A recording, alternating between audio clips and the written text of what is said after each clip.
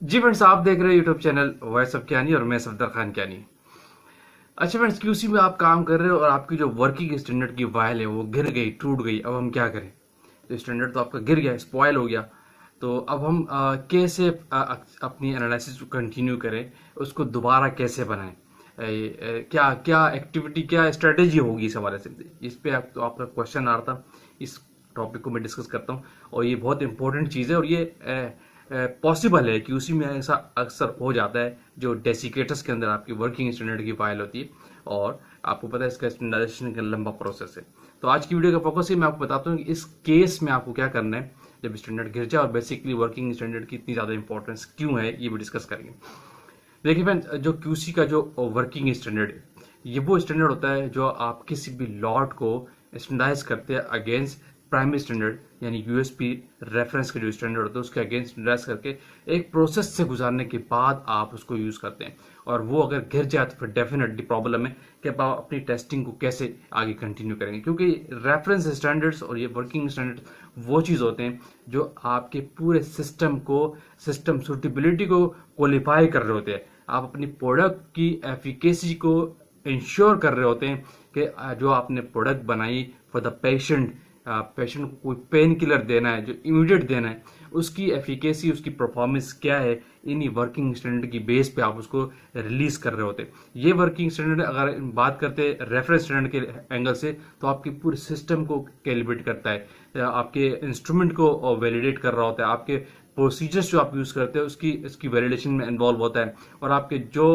Development के काम होते हैं वहां पे भी ये इन्वॉल्व होता है। ये जो रेफरेंस स्टैंडर्ड है, इसके बाद जो आपका सेकेंडरी स्टैंडर्ड है उसका सब स्टैंडर्ड कहलाता है। तो ये बहुत इंपॉर्टेंट चीज है स्टैंडर्ड, बेसिकली इसकी बेस पे आप कंपैरेटिवली स्टडी कर रहे होते हैं।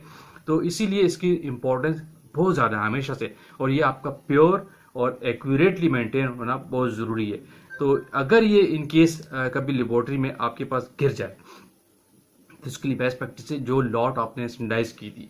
थोड़ा मैं आपको स्टैंडर्डाइजेशन का प्रोसेस भी बता दूं। आपको पता है कि ये दो एनालिसिस में इन्वॉल्व होते हैं। एक अपने तौर पे स्टैंडर्डाइजेशन का प्रोसेस करता है, दूसरा अपने तौर पे प्रोसेस करता है। हर एनालिस्ट अपने दो सैंपल बनाता है, फिर दोनों एनालिस्ट के रिजल्ट्स को मीन लिया जाता है और उनकी आरएसडी निकाली जाती है। वो आरएसडी भी 1% से ज़्यादा नहीं होनी चाहिए। तो ये इंश्योर करता है कि जो आपने स्टैंडर्ड को स्टैंडर्डाइज किया है वो एक्यूरेट वे में किया अगेंस्ट यूएसपी स्टैंडर्ड। इसका एक प्रोसीजर पूरा मैं लास्ट वीडियो में डिस्कस कर चुका हूं। अगर फिर भी कोई क्यूरीज हो तो आप ओपनली पूछ लिया करें। तो अगर ये घिर जाए आपसे, लेबोरेटरी में वाइल टूट गई, तो डेफिनेटली जिस लॉट को आपने स्टैंडर्डाइज किया वो जो आपके वेयरहाउस में रखी हुई, वहां से आप दोबारा वाइल लेके यूज कर सकते हैं। इसके लिए ये एक्टिविटी होती है। दूसरा, अगर वहां पे लॉट नहीं है, खत्म हो गई है, ठीक है, तो फिर जो इसी का रिटेंशन टेम्पल जो आपके क्यूसी में कंट्रोल रूम के अंदर रखा होता है, हर एक रॉ मटेरियल को वहां पे रिटेंशन सैंपल रखा जाता है। मिनिमम एक्सपायरी +1 ईयर आप रखते हैं। इसके लिए भी गाइडलाइन अब डिफरेंट आ चुकी है कि कब तक आपने रिटेंशन सैंपल को रखना होता है। तो वहां से आप सैंपल लेके दोबारा थोड़ा सा लेके अपना वर्किंग स्टैंडर्ड की बारे में फिल करके अपना काम प्रोसीड कर सकते हैं, क्योंकि वो लॉट आपने स्टैंडर्डाइज की हुई है। लेकिन रिटेंशन सैंपल भी नहीं है। वैसे तो पॉसिबल नहीं कि रिटेंशन सैंपल ना हो, वहां पे होता है। लेकिन अगर आपको वहां पे भी नहीं है, सैंपल की क्वांटिटी बहुत कम है, तो फिर इसका सिंपल ऑप्शन ये है कि अगर आपको कोई इमीडिएट कोई क्यूसी की रिलीज करनी है, कोई टेस्टिंग करनी है, तो फिर वो टेस्टिंग की रिलीज वर्किंग स्टैंडर्ड नहीं है तो फिर आप उसको अगेंस्ट यूएसपी स्टैंडर्ड पे टेस्ट करेंगे। क्योंकि नॉर्मली कभी कभी होता है कि आप कोई भी रूटीन लॉट भी यूएसपी स्टैंडर्ड के अगेंस्ट आप टेस्ट कर देते हैं, तो उसके अगेंस्ट आप करेंगे। लेकिन इस मीन वाइल इस बेस्ट प्रैक्टिस फिर ये होगी कि आप किसी भी दूसरी लॉट को अगेन स्टैंडर्डाइजेशन के प्रोसेस से करके उसको दूसरा सेकेंडरी स्टैंडर्ड बना ले, वर्किंग स्टैंडर्ड बना ले और उसको डॉक्यूमेंटेशन में ले आए। ये प्रैक्टिस होती है इन केस अगर आपको वाइल गिर जाए। इसलिए मैं एक चीज यहाँ पे और बता दूं, मैं हमेशा पहले लास्ट में मैंने रिकमेंडेशन आपको की थी कि जो आप वर्किंग स्टैंडर्ड यूज करते हैं उसकी हमेशा 12 वाइल्स बनाया करें। यही वजह है, लोगों ने मुझसे सवाल भी किए कि गाइडलाइन क्या है। देखिए, जब आप कुछ कंपनीज की गाइडलाइंस जो होती है, मैं हमेशा ही कहता हूँ पेरेंट कंपनीज में आ रही होती है, खासकर स्पेशली जो मल्टीनेशनल कंपनी होती है। मैं किसी लोकल कंपनी की बात नहीं कर रहा हूँ, वहाँ तो कोई गाइडलाइन का कंसेप्ट बहुत वीक होता है वैसे भी। अगर मल्टीनेशनल कंपनी जो काम कर रही है तो वो डिफरेंट गाइडलाइंस को फॉलो करती है। डब्ल्यूएचओ की गाइडलाइन को फॉलो करती है, एफडीए की गाइडलाइन को फॉलो करती है, स्टेबिलिटी की जो गाइडलाइंस है उनको फॉलो कर रहे होते हैं। और सेकंड, जो यूएसपी बीबी ब्रिटिश फार्मों पे यूरोपियन फार्मों कामों को सबको फॉलो करते हैं, लेकिन उनकी अपनी पेरेंट कंपनी जिस कंट्री में होती है उनके अपने क्वालिटी स्टैंडर्ड्स होते हैं जिसकी बेस पे वो काम कर रहे होते हैं, उनके अपने डेवलप होती हैं चीज़ें, तो वो अथेंटिक है, अथोराइज्ड है। जो डिफरेंट कंपनीज में उनकी जो दूसरी कंपनीज होती है, जैसे पेरेंट कंपनी है कोई यूएसए की है, उनकी और डिफरेंट कंपनी में उनकी दूसरी कंपनीज लगी हुई हैं, तो जो टॉल मैन्युफैक्चरिंग करते हैं तो वहां पे वही स्टैंडर्ड आ रहे होते हैं, वहां से गाइडलाइन आ रही होती है, तो इस बेस पे लोग डिफरेंट वाइल्स बनाते हैं। इसी तरह युगंडे की जो मिस्ट्री है, मिनिस्ट्री युगंडा है, अगर आप उनके किसी ऑडिट बॉडी में इन्वॉल्व है तो वो आपको रेकमेंडेड करते हैं कि आप वर्किंग स्टैंडर्ड की 12 वाइल्स बनाएं। आप, मैं स्पेशली कह रहा हूँ कि मिनिस्ट्री ऑफ द युगंडा जो है वो आपको ये कहती है कि आप वर्किंग स्टैंडर्ड जो है, उनके जो ऑर्डर्स आपके पास आते हैं वो कहते हैं वर्किंग स्टैंडर्ड्स की आप 12 वाइल बनाया करें हर 1 साल के लिए। 1 साल की एक्सपायरी देते हैं ना आप जब किसी को स्टैंडर्डाइज करते हैं, तो उसकी हर महीने की एक वाइल हो।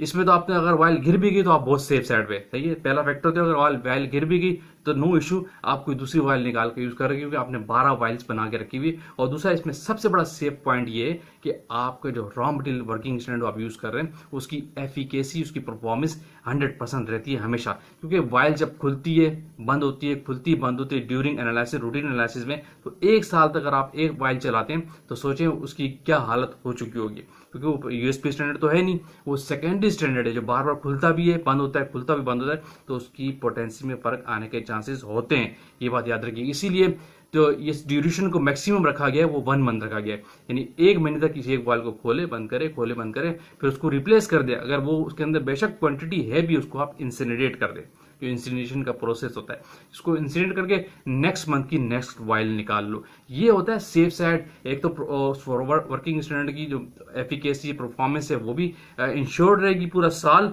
और दूसरा अगर इन केस कभी आपसे वर्किंग स्टैंडर्ड गिर भी गया तो आप बहुत सेफ साइड पर होते हैं। क्लियर। तो आज का फोकस ये था कि वर्किंग स्टैंडर्ड को जो हैंडल कैसे करना है, अगर वाइल टूट जाए तो क्या करें, अगेन स्टैंडर्डाइजेशन करें, तो मैंने आपको डिफरेंट स्टेप बताए, वहां से आप लोड ले लें, अगर वहां से नहीं तो रिटेंशन सैंपल से आप ले लें, नहीं तो फिर आप यूएसपी स्टैंडर्ड से टेस्टिंग करेंगे, अदरवाइज फिर आप दूसरी लॉट को स्टैंडर्डाइज कर ले अगेन, और वर्किंग स्टैंडर्ड एक और प्रिपेयर कर ले, चाहे आप ईयर के 4 मंथ पे खड़े, 6 मंथ पे खड़े, 8 मंथ पे खड़े, अब आपको स्टैंडर्डाइजेशन करनी पड़ेगी क्योंकि आपके पास स्टैंडर्ड जो गिर चुका है उस केस में आपको इस स्ट्रेटेजी को अप्लाई करना पड़ेगा।